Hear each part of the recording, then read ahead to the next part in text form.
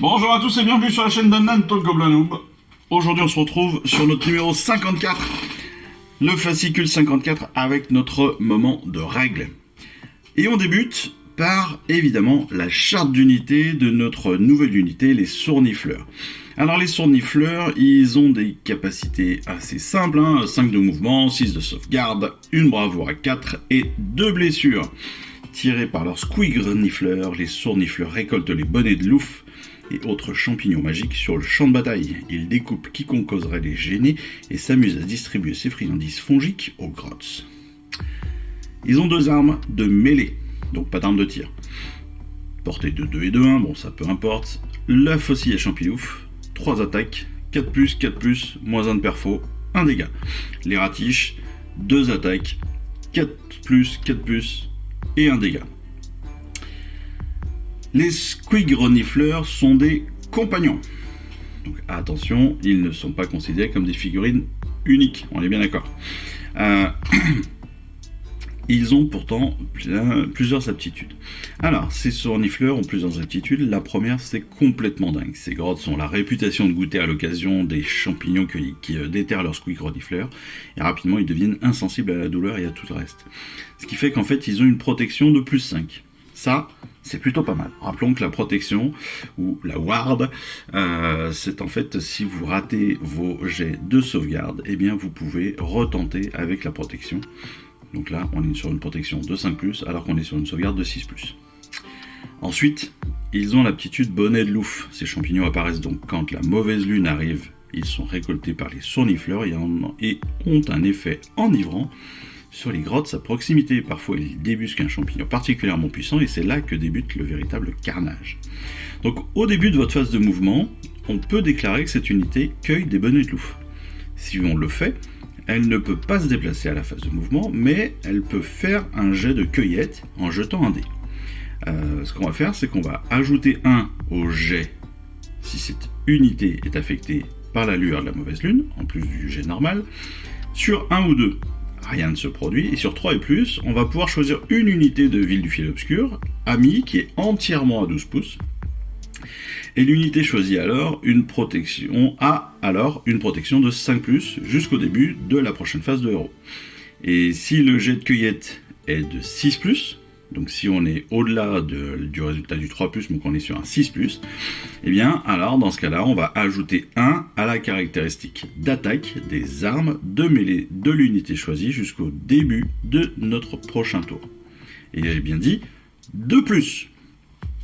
Donc ça veut dire que si on fait 6+, donc 6 ou 7, je rappelle que si on est sous la lune, on peut aller jusqu'à 7.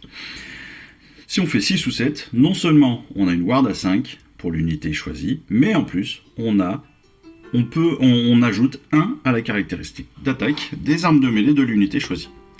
Donc ça peut être assez intéressant. Attention par contre, il faut bien repérer ce petit élément dans cette aptitude, c'est que la cueillette de bonnet de louf remplace la phase de mouvement. Donc il va falloir faire attention de faire bouger ces unités en fonction de cette aptitude. Ne pas les laisser trop à l'arrière, parce que sinon ils ne pourront plus avoir d'effet à un moment ou à un autre sur les unités amies. Alors comment ça se passe ? Bon, de façon assez claire, complètement dingue donne aux sournifleurs donc une chance supplémentaire d'éviter une blessure en réussissant un jet de protection. Donc si on rate une sauvegarde, si on subit une blessure, on va jeter un autre dé, c'est un jet de protection, et si on obtient 6, la blessure est ignorée. Voilà, c'est pas plus bête que ça. En l'occurrence, c'est même sur un 5+, donc pas de problème. Bonnet de louf, on vient de le dire. On est, au lieu de faire un mouvement, en fait, on va choisir de cueillir des champignons. On va lancer un dé, et si on est sous la lune, on va rajouter 1 au lancer du dé. Sur 1 ou 2, rien ne se passe. Sur 3+, eh bien, l'unité choisie, qui est entièrement à 12 pouces, aura une protection de 5+. Et si on fait 6, eh bien, non seulement on a une protection de 5+, mais en plus, on va rajouter 1 aux attaques de nos armes de mêlée, tout simplement. Aux armes de mêlée de l'unité choisie, bien sûr. Ensuite, on passe aux tactiques de la semaine. Et cette semaine, on revient sur des tactiques de l'ordre. Alors, on va découvrir donc les tactiques en rapport avec les gardiens d'Iltari. Gardiens d'Iltari, je rappelle que c'est une bande Underworld, hein, donc pas forcément utilisable dans tous les contextes de bataille, rappelez-vous.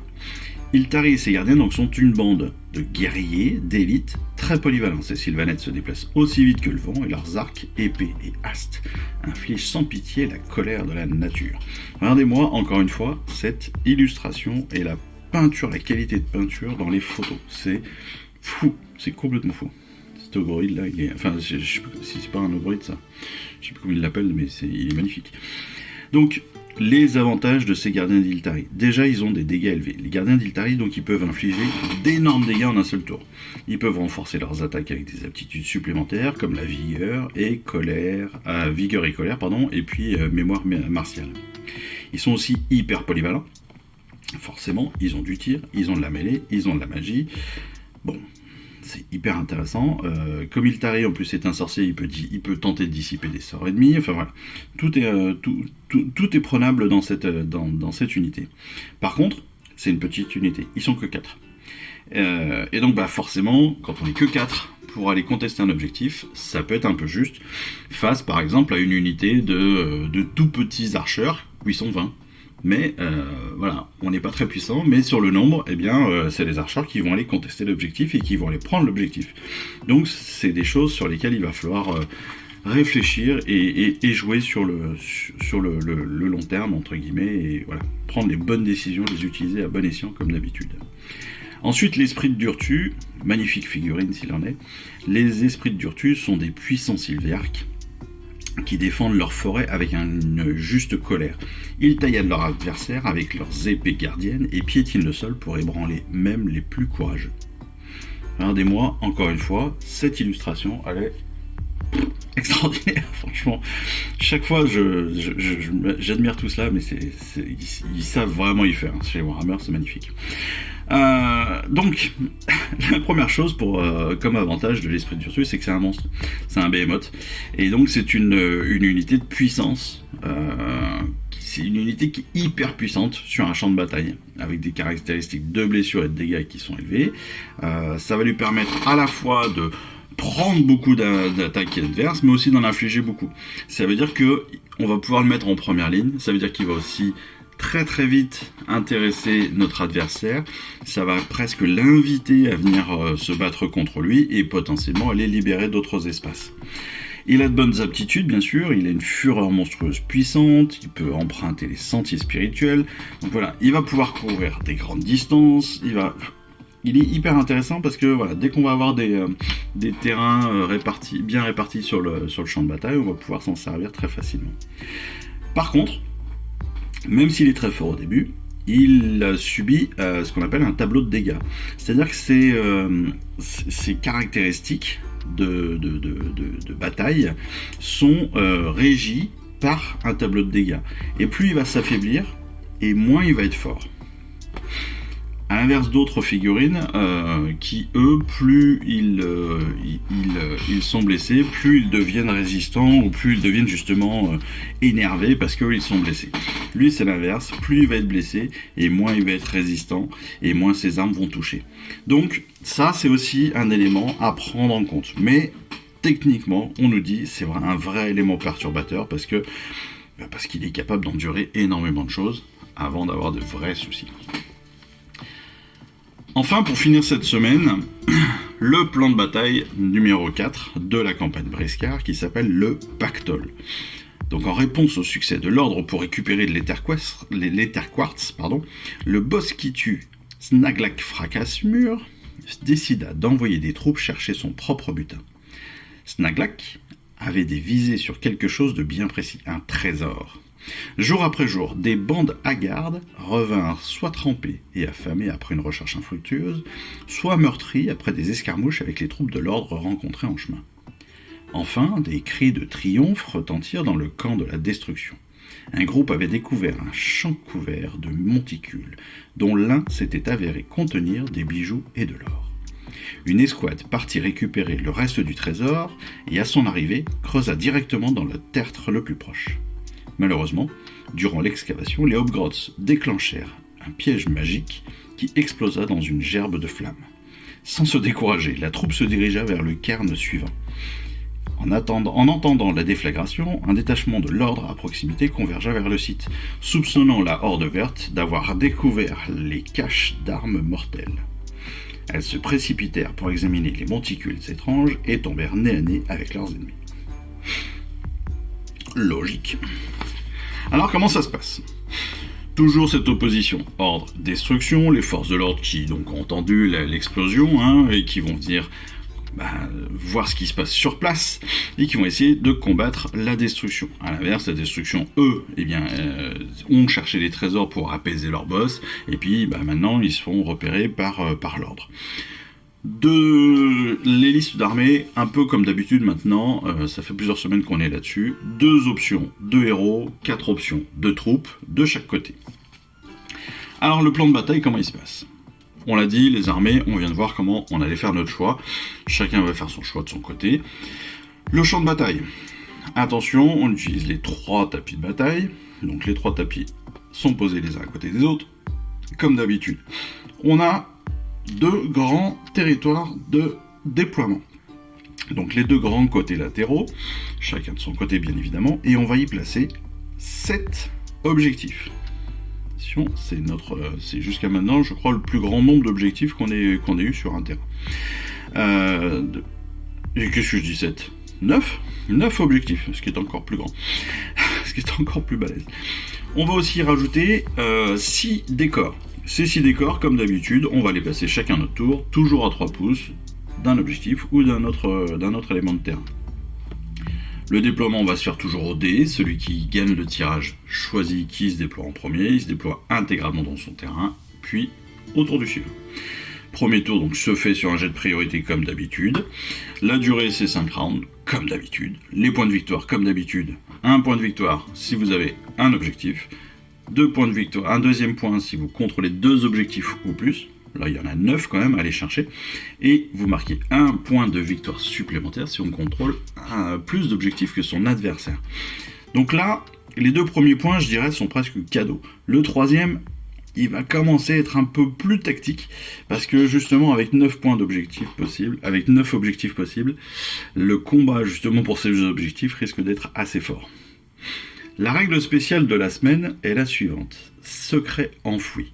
Cette bataille se déroule sur le site d'un trésor enterré, mais celui qui a caché le butin a également laissé des mauvaises surprises pour les pillards. Et en fait, la règle est donc citée ainsi. À la fin de votre tour, attention, après avoir vérifié le contrôle des objectifs, mais avant de marquer des points de victoire, vous pouvez chercher des trésors sous les objectifs que l'on contrôle. On va alors jeter un dé pour chaque objectif que l'on souhaite inspecter. Sur ce dé, 1, 2 ou 3, l'objectif est piégé. Chaque unité contestant l'objectif subit alors des 3 blessures mortelles, puis le pion d'objectif est retiré du champ de bataille. Ok ? Donc on a 9 objectifs. Le but du jeu c'est d'aller sur les objectifs, d'essayer de vérifier potentiellement s'il y a un trésor, si on le souhaite. Si on trouve, si on fait 1, 2 ou 3, il n'y a pas de trésor, et en plus c'était une bombe. Non seulement on perd le point de victoire de contrôle d'objectif potentiel, mais en plus on prend des 3 blessures mortelles. Sur 4, 5 ou 6, eh bien on va marquer immédiatement un point de victoire. Ça veut dire que l'objectif va rester, et évidemment on va le garder. Voilà. Donc après avoir inspecté les objectifs, vous marquez des points de victoire comme à la normale. Attention, on l'a vu, quand on fait 1, 2 ou 3, on retire les points. Mais si on vient contester un objectif adverse, c'est pas pour cette raison qu'il n'y aura pas de trésor dessous, ou qu'il n'y aura pas de bombe dessous. Ok ? Donc ça veut dire qu'on peut malgré tout aller faire exploser, sur le principe on peut aller faire exploser tous les objectifs.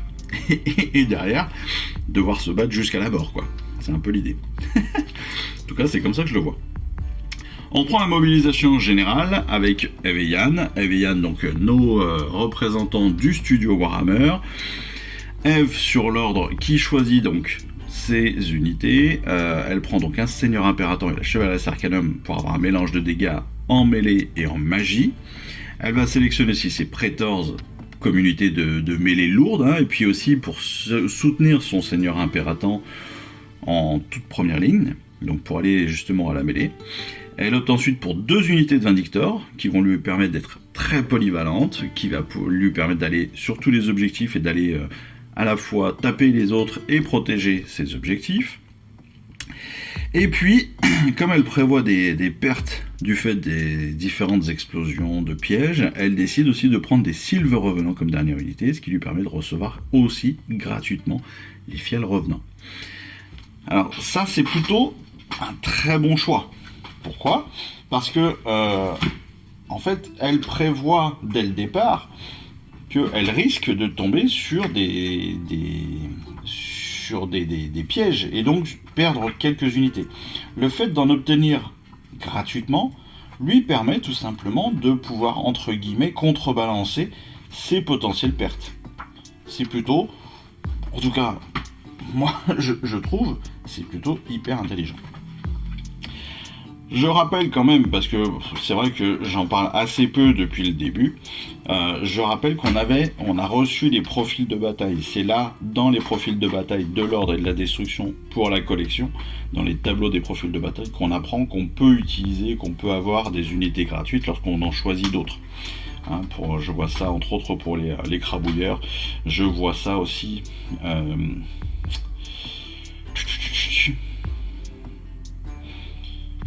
ouais, non, c'est principalement pour les crabouilleurs, hein, les fanatiques crabouilleurs qu'on va pouvoir très facilement intégrer si on prend les sournifleurs ou les archers, et puis les cibles ou les fiels revenants si on prend l'une ou l'autre. Donc au final, comment est-ce que ça va se passer pour Eve ? Eh bien, comme on le voit, elle va être en difficulté sur les tirs, forcément. Elle a pas d'unité de tir, très clairement. Elle a un petit peu de magie avec sa Chevaleresque Arcanum et son sceptre Fulgurivoque, et le sceptre du Fulgurivoque, du Seigneur Impérator, pour infliger donc quelques dégâts à distance. Mais c'est à peu près tout ce qu'elle va pouvoir faire à distance. Ses Sylves Revenants, ses Fiels Revenants sont efficaces, donc elle absorbe pas mal de pertes dues aux explosions. Et ça, c'est plutôt judicieux de sa part d'avoir joué comme cela. Elle va aussi utiliser la règle spéciale à son avantage, hein, lorsqu'une de ses unités de Vindictor est encerclée par 3 unités d'Yann. Donc, ce qu'elle va faire, c'est qu'elle est sur un objectif. Elle a son unité de Vindictor sur un objectif, elle a les unités adverses qui sont sur l'objectif. Qu'est-ce qu'elle fait ? Elle va creuser pour trouver un trésor. Si ça provoque une explosion, elle fait tout péter. Certes, elle prend des 3 blessures mortelles, mais les autres aussi. Donc, ça peut être aussi intéressant. Yann, pour lui, il va choisir Mollog, le Louvre-Boss sur Squeak géant comme héros, et en troupe, il va prendre l'Empaleuse, pour un soutien à distance puissant, les Archers Lune Clan, qui reçoivent ainsi gratuitement aussi les fanatiques rabouilleurs, donc ça va lui permettre d'avoir encore une fois une unité supplémentaire, donc lui permettre d'inspecter un maximum d'objectifs, parce que, encore une fois, quand vous êtes 20, ça vous permet quand même de pouvoir absorber pas mal de morts s'il y a besoin, même si vous n'êtes pas très résistant. Il sélectionne aussi, bien sûr, le Slogot des Marais comme un soutien lourd, hein, pour aller taper dans le garage, je dirais. Et puis les Bonnes Grottes pour la rapidité de mouvement et puis potentiellement les dégâts qu'ils sont capables de faire. Lui, Yann, il a l'avantage par rapport à Eve, c'est qu'il a pas mal d'unités de tir. Donc il cible immédiatement l'armée de Eve, hein, évidemment. Et ça va déjà infliger des dégâts à distance. Même si ces archers vont exploser plusieurs fois sur plusieurs pièges dans la bataille, il va quand même en garder. Donc le fait qu'il en perde, c'est compensé encore une fois par le nombre. 20 archers, vous pouvez en perdre même des 3 blessures mortelles à chaque fois que vous tentez de creuser. Comme vous en avez 20, même si vous faites un D3 blessures mortelles, au pire vous en perdez 3 par tour. Bon, ça se joue, ça se gère. Mais ça va lui marquer aussi de marquer des points de victoire supplémentaires directement. Parce qu'il va contrôler des objectifs, il va pouvoir tenter des trucs, et s'il réussit, hop, il chope les points directs. Son Louvre Boss et les bonnes grottes, eux, par contre, ils vont rater des jets de charge décisifs. Les bonnes grottes en particulier, qui dépendent de leur charge, pour obtenir d'importants bonus aux dégâts. Donc, et voilà, les charges avec succès lors de son tour suivant, les bloquant en combat jusqu'à ce que l'unité périsse. Donc voilà, c'est l'avantage et l'inconvénient, je dirais, des Gloomspite, des villes du Fiel Obscur. C'est intéressant par le nombre. Il y a énormément de masse. On avance avec beaucoup de personnages. C'est très populeux, mais c'est très fragile. Donc, si vous vous faites bloquer, si là en l'occurrence on a l'exemple, les bonnes grottes ratent leur charge. Derrière, ils sont attaqués et ils prennent une raclée. Parce qu'ils ont raté ils ont raté l'utilisation de leurs aptitudes en fait, et de ce fait, ils répondent mal aux dégâts adverses qu'ils peuvent subir. Et ça, c'est un petit peu comme Eve au départ, où on disait qu'elle n'avait pas beaucoup d'unités de tir, donc il va falloir qu'elle aille tout de suite au combat, et bon, malgré tout, elle réussit à s'en sortir, en allant tenter de chercher des trésors sur des unités qui sont autour d'elle. Donc en se faisant exploser elle fait exploser aussi d'autres personnages autour. Donc ça peut avoir des intérêts. Pour les villes du Fiel Obscur, c'est un petit peu plus compliqué, sachant qu'il y a peu de sauvegarde, peu de vie. C'est toujours plus dur de jouer, mais c'est beaucoup plus rigolo, parce que c'est très rigolo, parce que c'est très très populeux, hein, il y a vraiment beaucoup de figurines. Mais derrière, c'est fragile, quoi. C'est fragile, donc des fois c'est la chance, des fois c'est le petit plus stratégique qui fait que. Et là, en l'occurrence, malheureusement pour Yann, on suppose que ça n'a pas dû se jouer à grand chose, mais que la défaite a dû être malgré tout difficile. Voilà. En tout cas, c'est tout pour cette semaine. J'espère que cette vidéo, encore une fois, vous aura plu. Je vous remercie encore de me suivre dans cette aventure de Stormbringer. Il nous reste encore 6 mois, c'est d'après ce que j'ai calculé, il nous reste encore 6 mois de vidéos et de travail, et de collection, donc j'espère que tout cela vous plaira. N'hésitez pas encore une fois à vous abonner si ce n'est pas déjà fait, à vous lâcher sur les pouces et sur les commentaires positifs, parce que les commentaires négatifs, encore une fois, on s'en fout, on n'en a pas besoin. Et puis, voilà, j'ai plus qu'à vous souhaiter à tous une excellente fin de journée, une excellente fin de semaine, et puis je vous dis à très très vite. Allez, je vous embrasse. Ciao, bye bye. Je vous remercie d'avoir suivi cette vidéo. Si ça vous a plu, abonnez-vous, lâchez un petit like et un commentaire, et suivez-moi sur Instagram où je poste régulièrement des photos de mes dernières réalisations et dernières peintures. Et puis comme il est maintenant de tradition sur la chaîne, je vous souhaite une excellente fin de journée, et surtout, lisez bien, collectionnez bien, assemblez bien, peignez bien et jouez bien. Allez, je vous embrasse et puis je vous dis à très vite. Allez, ciao, bye bye.